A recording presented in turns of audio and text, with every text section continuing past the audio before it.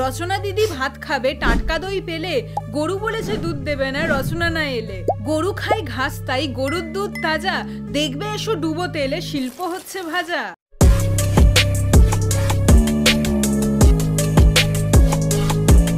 So welcome back to my channel, I'm using Ri. তো প্রথমেই তোমাদের সবাইকে জানাই শুভ নববর্ষ। একি রে ভাই, কোত্থেকে ধোঁয়া এলো এত? এটা হচ্ছে মেশিনের ধোঁয়া। তো ব্যাপারটা হলো, রচনা যবে থেকে ভোটে দাঁড়িয়েছে তবে থেকে তার একটাই কাজ, আর সেটা হলো ধোঁয়া খোঁজা। চিমনি থেকে শুধু ধোঁয়াই ধোঁয়া, অন্ধকার রাস্তাঘাট শুধু ধোঁয়া বের হচ্ছে। যেখানেই ধোঁয়া দেখছে সেখানেই পাগলের মতো ছুটে যাচ্ছে। আমাদের হুগলির ধোঁয়া।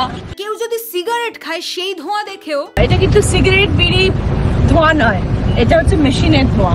কেউ যদি ধোঁয়া ওঠা গরম ভাত খায় সেটা দেখেও, এটা হচ্ছে সেই ধোঁয়া। রচনাকে যখন কেউ জিজ্ঞেস করে পশ্চিমবঙ্গে কলকারখানা কেন হচ্ছে না, তখন রচনা বলে এত কারখানা হয়েছে তাহলে কি করে বলছেন যে কারখানা হয়নি? ব্যাস, এটা শুনেই মানুষ হাসাহাসি করছে, কিন্তু হাসার তো কোনো কারণ নেই। কারখানা তো হচ্ছে, আরো হবে। একদম, আমাদের ওয়েস্ট বেঙ্গল তো কারখানায় ভরে গেছে, তবে সবকটা কারখানাই হলো পাগলের কারখানা। গরু তো শাক পাতা খেয়েই বড় হয় এবং সেগুলো খেয়ে হৃষ্টপুষ্ট হচ্ছে, আর তারপর তার যে দুধটা বেরোচ্ছে সেটা এত ভালো যে দইটা এত ভালো। বাহ, দারুণ গরু রচনা হয়েছে। তো গরু রচনা লিখে 10-এ 10 পেয়েছেন রচনা ব্যানার্জি। গরুকে নিয়ে এত সুন্দর রচনা কেউ লিখতে পারেনি, তাই গরুরা রচনার প্রতি সারা জীবন কৃতজ্ঞ থাকবে। গরুরা সাফ সাফ জানিয়ে দিয়েছে, হেই চাঁদ উঠেছে ফুল ফুটেছে রচু ডার্লিং কই, রচুর জন্য দুধ দেব দেব টাটকা দই, দুধ চাইলে দুধ দেব না মঙ্গল হোক বাবুদ, রচু ডার্লিং এলে মামু তবেই দেব দুধ, রতনে রতন চেনে শুয়োর চেনে কচু, গরুর দুঃখ কেউ বোঝে না বোঝে শুধু রচু। তো রচনাকে যখন সাধারণ মানুষ জিজ্ঞেস করেছে সে যদি ভোটে জিতে যায় তখন সাধারণ মানুষের জন্য কি কি করবে, তাহলে সব থেকে বড় কাজ যেটা আগে করবো সেটা জি বাংলার সাথে আগে বসবো, আগে বসো, হুগলির দিদিদেরকে আগে ডাকো। আরে সাব্বাস, এ তো দারুণ অফার ভাই। আগে আগে নেতারা ভোটের আগে বলতো রাস্তা বানাবো, হসপিটাল বানাবো, স্কুল বানাবো, বাট এখন নেতারা বলছে জিতলেই দিদি নাম্বার 1-এ নিয়ে যাবো। ওয়াও, একবার জাস্ট ইমাজিন করো ভোটের পর রচনা দিদি নাম্বার 1 ঠিক কেমন হবে। নমস্কার দিদি, আমি হুগলি থেকে এসেছি। আমি আপনাকে ভোট দিয়ে জিতিয়েছি শুধুমাত্র এই দিদি নাম্বার 1-এ আসার জন্য। এই দিদি নাম্বার 1 থেকে 5 কেজি চাল নিয়ে যাব, ওই চালের লোভেই তো আপনাকে ভোট দিয়ে জেতালাম। রাস্তাঘাট, স্কুল, কলেজ, কলকারখানা কিচ্ছু চাই না আমাদের। এই দিদি নাম্বার 1 থেকে যদি একটা প্রেসার কুকার জিততে পারি তাতেই আমার জীবন ধন্য হয়ে যাবে দিদি। দিদি, আমার একটা ছেলে আছে, সে চাকরি পাক আর না পাক তাতে আমার কোনো মাথা ব্যথা নেই। এই দিদি নাম্বার 1 থেকে যদি ওই প্লাস্টিকের চেয়ার দুটো একবার নিয়ে যেতে পারি তাতেই আমার শান্তি। দুই মা বেটাই ওই চেয়ারে বসে বসে সারা জীবন মাছি দাঁড়াবো, তবু লোকের কাছে বুক ফুলিয়ে বলতে তো পারবো আমি দিদি নাম্বার 1-এ গেছিলাম।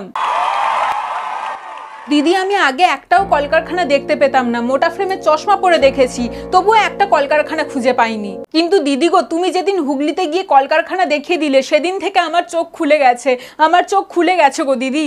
এখন হুগলিতে যেদিকে তাকাচ্ছি সেদিকে ধোঁয়া, যেদিকে তাকাচ্ছি সেদিকে ধোঁয়া। দিদি গো, এত কলকারখানা ছিল সেটা আমি আগে দেখিনি, এখন তো আমি স্বপ্নের মধ্যেও কলকারখানা দেখতে পাই। হ্যাঁ, কলকারখানা স্বপ্নেই শুধু দেখতে পাবেন, বাস্তবে আর হবে না।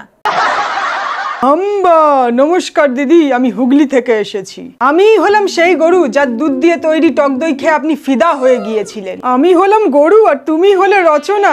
এসো না দুজনে মিলে লিখি প্রেমের এক রচনা। হাম্বা হাম্বা।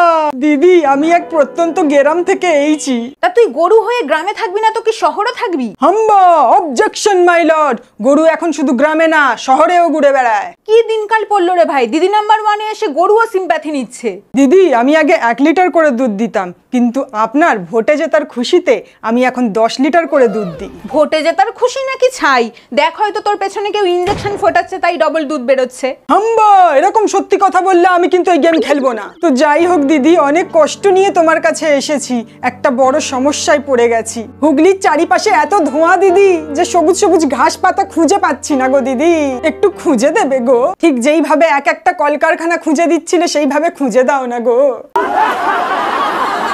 নমস্কার দিদি, আমি হলাম মুনিয়া, কাঁপাই টিকটক দুনিয়া। আমি কয়েক বছর আগে টিকটক রোগে আক্রান্ত হয়েছিলাম, আর সেই রোগের চিকিৎসা করার জন্য আমি নিজেই ডাক্তার হয়ে গেছি। বাবা গো, টিকটক করে আবার কেউ ডাক্তার হয় নাকি? এ তো বাপের কালে শুনিনি।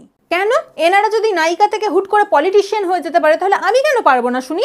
তো দিদি আমাকে ফাঁসানো হয়েছে চক্রান্ত করে। আসলে আমি অনেক বড় ডাক্তার, তো তাই ছোট ডাক্তাররা হিংসা করে আমাকে ফাঁসিয়ে দিয়েছে।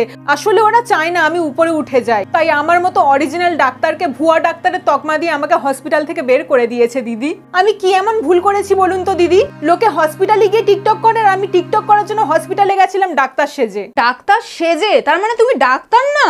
কেন ডাক্তার হব না? আমি ডাক্তার, আমি অনেক বড় ডাক্তার। এই তুমি আইসিইউ এর মানে কি জানো? আইসিইউ এর মানে তো খুব সহজ। আইসিইউ এর মানে হলো আমি তোমায় দেখি, আইসিইউ। আচ্ছা তুমি ডেলিভারি কি করে হয় জানো? আমি ডক্টর আর আমি এইটুকু জানবো না? জোম্যাটো থেকে রোজ আমার বাড়িতে ফুড ডেলিভারি করে, আর ডেলিভারি মানে আমি জানবো না? আচ্ছা ডায়রিয়া কি করে হয় বলুন তো? হ্যাঁ এটা তো খুবই সিম্পল। ডায়রিয়া মানে আমি জানবো না? আমি তো একজন ডক্টর। আসলে এই ডায়রিয়া কিসের জন্য হয় সেটা বোঝার জন্য অনেক গভীরে যেতে হবে। যখন তুমি নিজের ডায়েরির পাতায় এক্সের দেওয়া গোলাপ ফুল যত্ন করে রেখে দাও, সেটা থেকেই কিন্তু ডায়রিয়া হয়। ও ডাক্তার, তোমার কথা শুনে তোমার হার্ট অ্যাটাক হয়ে যাবে। হার্ট অ্যাটাক হলে কি করা উচিত তাড়াতাড়ি বলো। এটা তো খুবই সিম্পল। যখন বুঝবে হার্টে অ্যাটাক হচ্ছে তখন ডিফেন্স মোড অন করে দেবেন। হুগলির চারিপাশে এত ধোঁয়া যে লো প্রেশার হয়ে গেছে গো দিদি। লো প্রেশার কি করে সারবে গো? লো প্রেশার হলে আবার কি করবে? প্রেশার কুকার চেঞ্জ করতে হবে। যে লো প্রেশার কুকারে করতে, মানে যে ছোট প্রেশার কুকারে করতে, সেটাকে বদলে ফেলো। হাই প্রেশার কুকার, মানে ইয়া বড় একটা প্রেশার কুকার কেন, তাতে করে খাবার খাও, দেখবে লো প্রেশার ছেড়ে এবার হাই প্রেশার হয়েছে। আমার কয়দিন ধরে গ্যাসের সমস্যা হচ্ছে, তা গ্যাস কি করে হয় গো ডাক্তার দিদিমণি? তো এখানে আমি দর্শক বন্ধুদেরকে জানিয়ে রাখি, গ্যাসে রান্না করলে কিন্তু গ্যাস হবেই। তাই আমাদের সবারই উচিত ইন্ডাকশনে রান্না করে খাওয়া। দিদি আমি অনেক মানুষের চিকিৎসা করেছি। একটা পেশেন্ট এসে আমার কাছে বলছে তার নাকি একটা পা ভেঙে গেছে, আর একটা পা দিয়ে হাঁটতে নাকি খুব কষ্ট হচ্ছে। সে যা কষ্ট দিদি চোখে দেখা যায় না। তো তখন আমি কি করলাম, তার আরেকটা পা ভেঙে দিলাম। নে ভাই, তোকে আর কষ্ট করে একটা পা দিয়ে খুঁড়িয়ে খুঁড়িয়ে হাঁটতে হবে না। দুটো ভাঙা পা নিয়ে বিছানায় শুয়ে আরাম কর সারা জীবন। আরামই আরাম, আরামই আরাম। আমার কাছে সব রোগের চিকিৎসা আছে। এই তো দুদিন আগে একটা পেশেন্ট এসে বলছে তার নাকি কিডনিতে স্টোন পড়েছে। আমি বললাম স্টোন পড়েছে যখন চিন্তা নেই, আমি আছি কি করতে। স্টোন ভাঙার জন্য ছেনি হাতুড়ি খাইয়ে দিলাম, ও এমনি স্টোন ভেঙে পেছন দিয়ে বেরিয়ে আসবে। দিদি তুমিই বলো, ওষুধ খেয়ে কখনো স্টোন বা পাথর ভাঙা যায়? আমি কি এমন ভুলটা করেছি? আমার এই চিকিৎসার জন্য হসপিটাল থেকে চক্রান্ত করে বের করে দিয়েছে। তাই আমি বাংলাদেশ থেকে কলকাতায় এসেছি চিকিৎসা করার জন্য। আমি কলকাতায় এসেছি শুধুমাত্র আপনার চিকিৎসা করানোর জন্য দিদি। না মানে আমি শুনলাম আপনি নাকি চারিদিকে শুধু ধোঁয়া ধোঁয়া দেখছেন। এ কিন্তু ভয়ঙ্কর রোগ দিদি, আর এই রোগের চিকিৎসা করার দায়িত্ব আজ থেকে আমি নিলাম দিদি। সো গাইস, তোমাদের কি মনে হচ্ছে মুনিয়া কি পারবে রচনার রোগ সারাতে? কমেন্ট করে জানাও আমাকে। আর আজকের ভিডিও যদি ভালো লাগে তাহলে বেশি বেশি করে লাইক করে দেখা হচ্ছে নেক্সট ভিডিওতে।